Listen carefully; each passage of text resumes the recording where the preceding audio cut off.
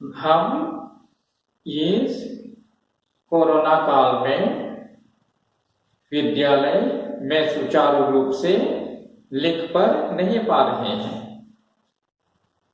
इसी कारण हमें हो सकता है कुछ सुविधा असुविधाएं हो, परंतु हमें अपने पढ़ाई जारी रखनी होगी ताकि कोरोना काल की समाप्ति पर जब विद्यालय खुलेंगे तो हमारी परीक्षाएं भी होंगी। उस समय हमें परीक्षा में अच्छे अंक भी लाने होंगे। इसीलिए हम सभी लोग मिलकर इस ऑनलाइन क्लास की कोशिश में लगे हुए हैं और हम अपने पिछले कक्षा में अपने व्याकरण पुस्तक से कुछ सीखे हैं। उन्हीं में से संधि भी एक है। अपने पिछले कक्षाओं में हम संधि क्या है इस विषय में जान चुके हैं और उसके कितने भेद हैं यह भी जान चुके हैं और स्वर संधि क्या है यह भी जान चुके हैं और उनके भेदों के बारे में भी जान चुके हैं। तो अब हम उन्हीं स्वर संधि के भेदों में से गुण संधि के बारे में आज पढ़ेंगे और समझेंगे। तो गुण संधि का अर्थ है स्वरों के गुण में परिवर्तन आना।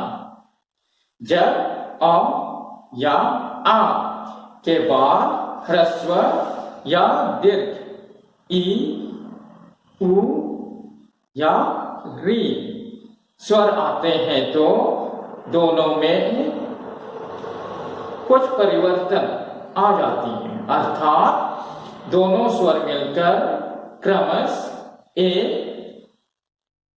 ओ और अर में बदल जाते हैं। जैसे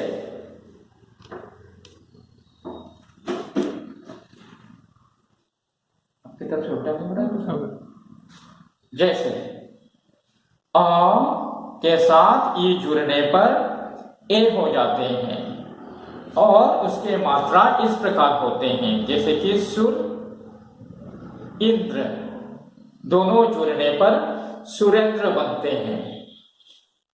अ के साथ ई अर्थात बड़ी ही जुड़ने पर भी ए ही बनते हैं और मात्रा इस प्रकार है जैसे परम ईश्वर दोनों जुड़ने पर परमेश्वर बनते हैं।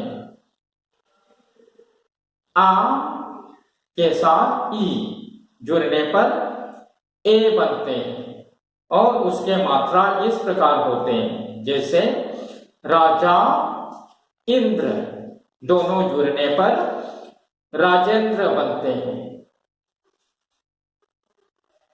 आ के साथ ई अर्थात बड़ी ई जुड़ने पर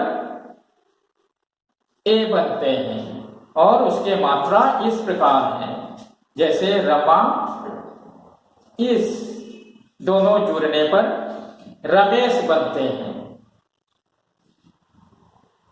अ के साथ उ जुड़ने पर ओ बनते हैं और ओ की मात्रा इस प्रकार होते हैं जैसे भाग्य उदय दोनों जुड़ने पर नए सब भाग्योदय बनते हैं।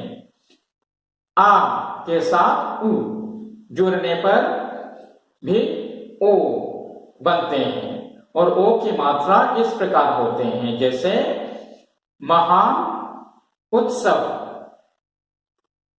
दोनों जुड़ने पर महोत्सव बनते हैं। तो यहाँ जैसे कि हम छोटे उ के साथ बनाए हैं उसी प्रकार यदि हम यहाँ बड़ा उ लगाएं तो भी ओ ही बनेंगे।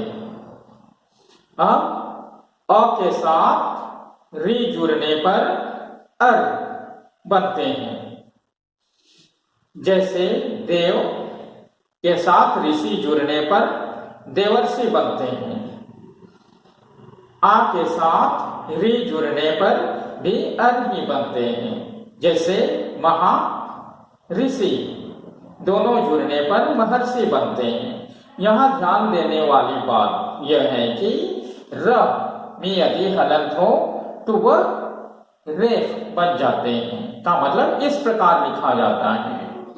तो अब हम गुण संधि के बारे में जान चुके हैं कि उसमें किस प्रकार के बदलाव आते हैं और हम दो शब्दों को जोड़कर किस प्रकार से शब्द बना सकते हैं। तो अब मैं आशा करता हूं कि आप लोग इसे अच्छी तरह से पढ़ेंगे और लिखेंगे, अर्थात समझने की कोशिश करेंगे, ताकि बाद में विद्यालय खुलने पर आप लोगों की कोई परेशानी न हो और इस पाठ के अंत में आप लोगों को कुछ प्रश्न दिए जाएंगे जिसे आप लोग सही सही कर सकें। धन्यवाद।